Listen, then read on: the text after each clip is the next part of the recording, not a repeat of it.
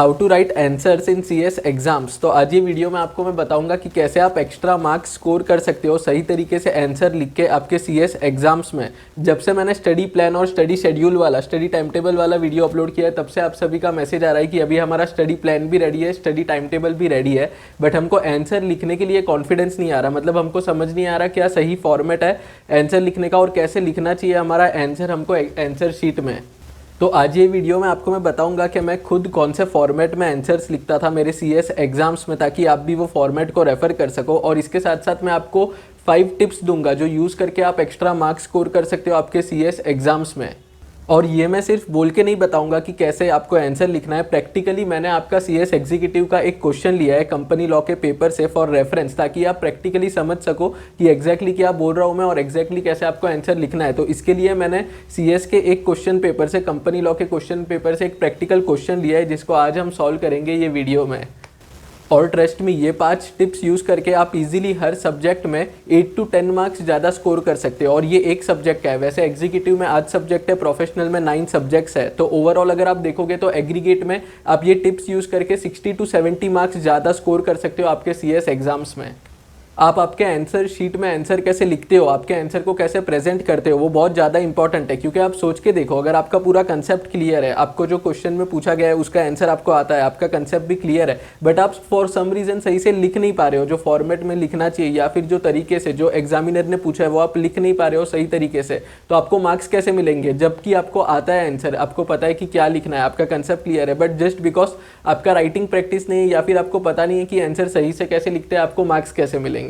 मैंने ऐसे बहुत सारे स्टूडेंट्स को देखा है जो अपना सीएस एग्जाम्स क्लियर नहीं कर पा रहे हैं। वो पढ़ाई वाइज काफ़ी स्मार्ट है, उनके कंसेप्ट्स क्लियर है, उनको आंसर्स याद भी है, उनको पता है क्या क्या पॉइंट्स लिखना है, बट वो उसको सही से प्रेजेंट नहीं कर पा रहे हैं, आंसर शीट में उसको लिख नहीं पा रहे, इसके वजह से उनका एग्जाम क्लियर नहीं हो रहा। और जब वो अपना आंसर शीट मुझे भेजते हैं चेक करने की कहाँ पे मिस्टेक हुआ, तब मुझे भी रियलाइज़ होता है कि इसको आंसर पता है, जो क्वेश्चन में पूछा है इसका आंसर इसको पता है, बट सही से वो स्टूडेंट प्रेजेंट नहीं कर पाया, इसके वजह से उसको मार्क्स नहीं मिले।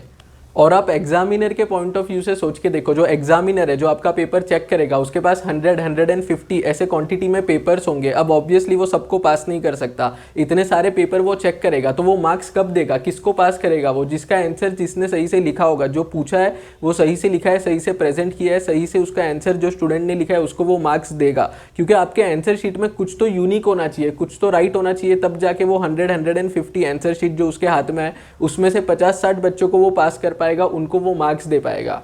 सीएस के एग्जाम में क्वेश्चन जनरली 2 टाइप के होते हैं, या तो केस लॉ होता है या तो डायरेक्ट डिस्क्रिप्टिव क्वेश्चन होता है। केस लॉ में क्या होता है, आपको एक सिचुएशन देंगे, mister A, mister B, mister X, mister Y, और उनके बीच में कुछ सिचुएशन होगा और फिर आपको एंड में पूछेंगे कि अब इसका आंसर क्या है। ये होता है case law. Direct descriptive question में क्या होता है, आपको डायरेक्ट क्वेश्चन पूछेंगे, उसमें कुछ केस नहीं होगा, जो भी क्वेश्चन होगा वो स्ट्रेट फॉरवर्ड होगा और आपको उसका आंसर देना है। तो आज ये वीडियो में हम देखेंगे कि कैसे डायरेक्ट डिस्क्रिप्टिव क्वेश्चन सॉल्व करते हैं। अगर आप चाहते हो कि मैं ऐसा सिमिलर वीडियो बनाऊँ केस लॉ के लिए जिसमें मैं बताऊँ कि केस लॉ कैसे सॉल्व करते हैं सीएस के एग्जाम्स में, तो मेरे को नीचे कमेंट सेक्शन में बताओ। अगर आप में से बहुत सारे लोगों को जानना होगा तो उस पर भी मैं एक अलग वीडियो बना दूंगा। तो अब सबसे पहले मैं आपको बता देता हूँ क्वेश्चन जो आज हम ये वीडियो में सॉल्व करेंगे, जिसका एग्जाम्पल लेके मैं आपको बताऊंगा कि कैसे आपको आंसर लिखना है और क्या क्या टिप्स है जो आप यूज़ कर सकते हो एक्स्ट्रा मार्क्स स्कोर करने के लिए। तो ये क्वेश्चन है डिविडेंड डिस्ट्रीब्यूशन पॉलिसी के रिलेटेड, और ये कंपनी लॉ के पेपर का ही एक क्वेश्चन है सीएस एग्जीक्यूटिव का। और ये डायरेक्ट डिस्क्रिप्टिव क्वेश्चन है जिसमें पूछा है कि डिविडेंड डिस्ट्रीब्यूशन पॉलिसी में कौन से पैरामीटर्स होने चाहिए।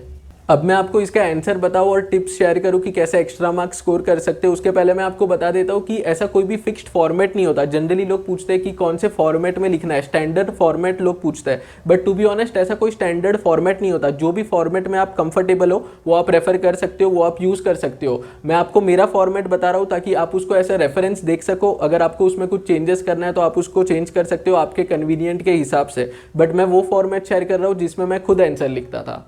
तो अब जो सबसे पहला बात आपको ध्यान रखना है वो ये है कि जब भी कोई स्ट्रेट फॉरवर्ड क्वेश्चन होता है, डायरेक्ट डिस्क्रिप्टिव क्वेश्चन होता है ये क्वेश्चन की तरह, तो उसका आंसर आपको पॉइंट्स में लिखना है, पॉइंट नंबर 1 2 3 4 5 ऐसे, ना कि पैराग्राफ बड़े बड़े। जब केस लॉ होगा तब आप पैराग्राफ में लिख सकते हो, बट जब भी डायरेक्ट क्वेश्चन होता है उसका आंसर आपको पॉइंट्स में लिखना है। एग्जैक्ट कितने पॉइंट्स होंगे वो डिपेंड करता है कि कितने मार्क्स का क्वेश्चन है और कौन से टाइप का क्वेश्चन है, बट आपको ध्यान रखना है कि आपको पॉइंट्स में लिखना है। अब मैं आपको प्रैक्टिकली बताऊंगा कि ये क्वेश्चन का आंसर में क्या क्या पॉइंट्स होंगे। जो सेकंड पॉइंट आपको ध्यान रखना है वो यह है कि आपके क्वेश्चन के रिलेटेड जो भी सेक्शन नंबर है, जो भी रूल नंबर है या फिर जो भी रेगुलेशन नंबर है वो आपको टॉप पे लिखना है। जैसे मैंने यहाँ पे लिखा है टॉप पे आपके आंसर के, और उसको आपको अंडरलाइन करना है। इससे एग्जामिनर को पता चल जाएगा कि आपको पता है सेक्शन नंबर कौन सा है, रूल नंबर कौन सा है या रेगुलेशन नंबर कौन सा है। इससे आपका इंप्रेशन अच्छा पड़ेगा, आपका आंसर ज़्यादा प्रेजेंटेबल लगेगा। और मैं आपको बताता हूँ कि अगर 100 स्टूडेंट्स का एग्जामिनर वो आंसर शीट चेक करेगा तो हार्डली उसमें से 40-50 स्टूडेंट्स ने लिखा होगा सेक्शन नंबर, रूल नंबर या रेगुलेशन नंबर। लिखना कंपलसरी नहीं है, बट अगर आप लिखोगे तो बहुत ज़्यादा आपको बेनिफिट मिलेगा उससे। तो टॉप पे आपको लिखना है regulation number, rule number, section number. जैसे हमारे केस में ये क्वेश्चन है सभी एलओडीआर रेगुलेशन का, रेगुलेशन 43 है, तो मैंने टॉप पे लिखा है रेगुलेशन 43 है, डिविडेंड डिस्ट्रीब्यूशन पॉलिसी, और उसको मैंने अंडरलाइन किया है।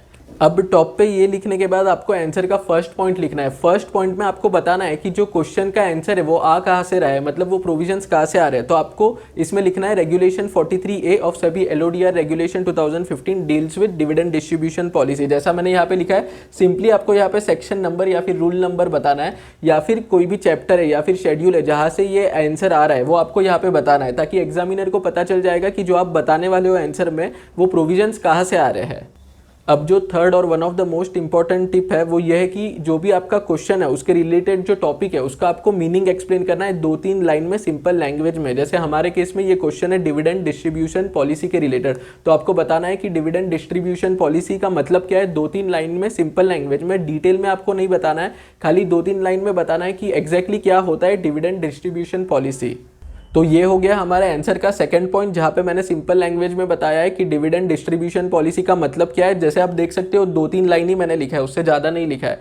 तो ये आपका सेकंड पॉइंट है आंसर का। अब थर्ड पॉइंट में आपको इसका एप्लीकेबिलिटी बताना है। तो अगर आपने अच्छे से पढ़ाई किया होगा तो आपको पता होगा कि डिविडेंड डिस्ट्रीब्यूशन पॉलिसी हर लिस्टेड कंपनी पे एप्लीकेबल नहीं है एज ऑफ नाउ, वो खाली टॉप 1000 लिस्टेड कंपनीज पे एप्लीकेबल है। तो थर्ड पॉइंट में मैंने यही बताया, जैसे आप यहाँ पे देख सकते हो हमने सिंपली बताया है कि ये पॉलिसी एप्लीकेबल है टॉप 1000 लिस्टेड कंपनीज पे। अब ये सब लिखने के बाद आपको ये आंसर के फोर्थ और लास्ट पॉइंट में एग्जैक्टली क्या क्या पैरामीटर्स है जो डिविडेंड डिस्ट्रीब्यूशन पॉलिसी में होने चाहिए वो आपको बताना है। तो जैसा आप यहाँ पे देख सकते हो जितने भी 4-5 पैरामीटर्स है वो मैंने यहाँ पे मेंशन कर दिए शॉर्ट में। तो ये फोर्थ पॉइंट आपका होगा, फोर्थ और लास्ट पॉइंट, जिसमें आप फाइनल आंसर बताओगे कि कौन से पैरामीटर्स होने चाहिए आपके पॉलिसी में। तो इसी के रिगार्डिंग जो नेक्स्ट बात का आपको ध्यान रखना है वो ये है कि आपको क्वालिटी पे फोकस करना है, ना कि क्वांटिटी पे। जैसे हमारे केस में 1-1.5 पेज में ये आंसर कंप्लीट हो चुका है, उससे ज़्यादा हमने नहीं लिखा। तो जनरली अगर आपका 5 मार्क का आंसर है तो 1 to 1.5 page is more than enough. In fact मैं आपको बताता हूँ कि कोई ऐसे आंसर होंगे जो आपका 75% ऑफ द पेज में ही कवर हो जाएंगे, मतलब एक पेज भी आपका पूरा नहीं भरेगा। तो वो केस में भी आपको उतना ही लिखना है, बस अननेसेसरी आपको पेज भरने के लिए ज़्यादा नहीं लिखना है। 5 मार्क के लिए 1 पेज भी ठीक है, 1.5 पेज भी ठीक है। और अगर 1 पेज भी पूरा कंप्लीट नहीं हो रहा है, अगर क्वेश्चन ही ऐसा है कि 1 पेज भी कंप्लीट नहीं हो रहा है, तो आपको उतना ही लिखना है। अगर आप ज़्यादा लिखोगे अननेसेसरी तो एग्जामिनर को पता चल जाएगा कि आप पेज भर रहे हो। अब ये वीडियो का जो फिफ्थ और फाइनल टिप है जो आपको फॉलो करना है वो आपको तब करना है जब आपका आंसर पूरा लिख के कंप्लीट हो जाए। एक बार आप पूरा आंसर लिख लेते हो उसके बाद आपको क्या करना है, आपके आंसर में जो जो इंपॉर्टेंट वर्ड्स है, जो जो कीवर्ड्स है, उसको आपको हाईलाइट करना है पेंसिल से अंडरलाइन करके। तो आपको जो भी वर्ड्स लग रहा है जो इंपॉर्टेंट है, जो कीवर्ड्स है आपके आंसर के रिलेटेड, उसको आप अंडरलाइन कर लो पेंसिल से। रेफरेंस के लिए यहाँ पे देखो मैंने ये आंसर में जो हमारा आंसर है ये पॉलिसी के रिलेटेड, इसमें जो जो इंपॉर्टेंट वर्ड्स है उसको मैंने पेंसिल से अंडरलाइन कर दिया है।